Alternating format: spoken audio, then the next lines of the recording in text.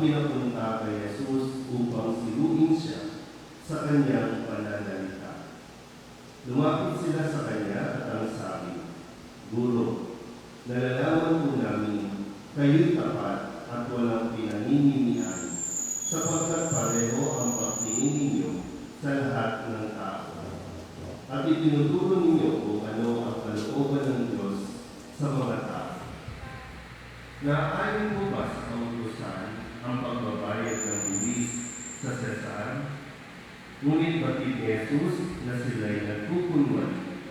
Kaya sinabi niya sa kanila, bakit palilingin niyo akong siluin? Bigyan niyo ako ng isang dinaryo. Titingnan ko."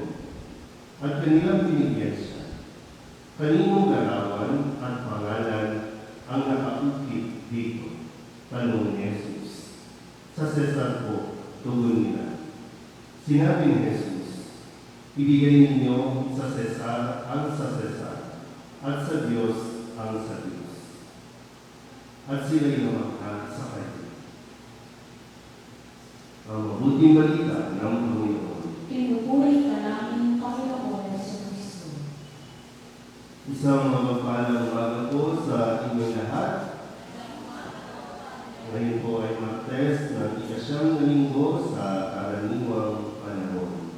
Napakahalaga po na tayo ay marunong magkaroon ng tinatawag na discernment, yung mas malalim na pagninilay o malalim na pag-unawa sa mga bagay na atin po nararanasan o kaya naman mga narinig. Hindi tayo pwedeng padalos-dalos, hindi tayo pwedeng maging yung very reactive.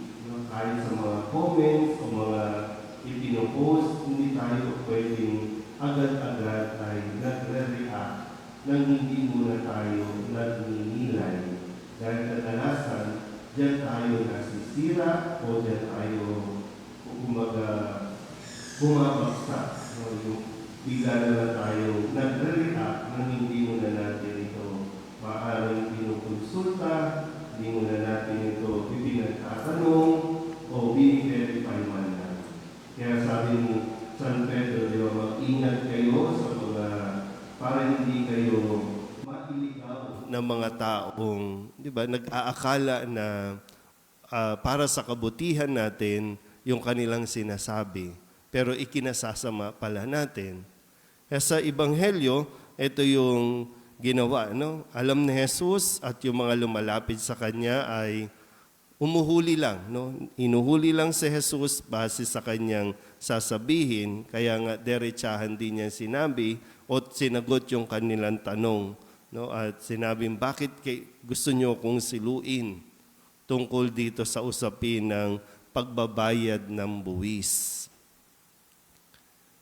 Kasi ang mga Hudyo galit sa Roma o sa imperyo ng Roma. At ang imperyo ng Roma ay pinagbabayad ng buwis ang lahat ng nasasakupan, kabilang na ang mga Hudyo na kanila ring nasakop. So kapag sinagot ni Jesus hindi dapat, di lalabas na siya ay nagre-rebelde sa pamahalaang Romano. Magkakagulo, pwedeng huhulihin sa Jesus dahil sa kanyang mga ipinapahayag. Pero ito po yung ipinapaalala din sa atin, no? Na hindi rin tayo dapat na humiwalay. Kasi ang bawat, sabihin na natin, no? Lahat ng Katoliko, siyempre, lahat na ng mga relihiyon o sekta, yan ay sakop ng gobyerno. At bilang isang mamamayan o citizen, ay meron tayong responsibilidad tumugon sa panawagan ng gobyerno, lalong-lalo na sa pagbabayad ng buwis. Mahalaga ang buwis dahil ito ang gagamitin ng ating pamahalaan para sa mga proyekto o matugunan din ang pangangailangan ng mga programa na para lalo na sa mga mahihirap. Hindi natin pwedeng i-justify o sabihin na taong simbahan ako, kaya hindi ako dapat magbabayad ng buwis. Maging si Jesus, inutusan niya si Pedro na magbayad ng buwis. Sino bang hindi na nagbabayad ng buwis dito? O sinong hindi nagbayad?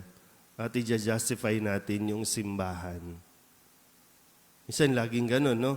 Pag matatapakan ka o masasagasaan ka, either sa pera man yan o sa ating pong paniniwala, ang pinakahuli nating sinasabi, magkahiwalay ang simbahan at ang gobyerno.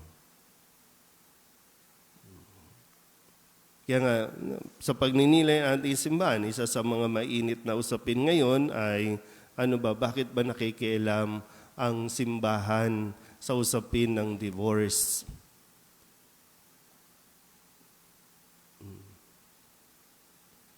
Ano nga ba? Kayo ba? Bakit ba? Alam niyo ba yun? May mga usapin, no, na talagang kailangan din natin magsalita dahil siyempre bahagi tayo ng gobyerno. Bahagi tayo ng isang lipunan nang ninanais nga sana maging magkatuwang at dapat magkatuwang ang simbahan at ang gobyerno. Bakit pilit natin pinaghihiwalay? At bakit natin pilit na pinag-aaway? Ang gobyerno ang sasabihin para sa kapakanan. Kasi hindi na sila masaya. Kasi nagbubugbugan na sila. Kaya gusto natin ng batas.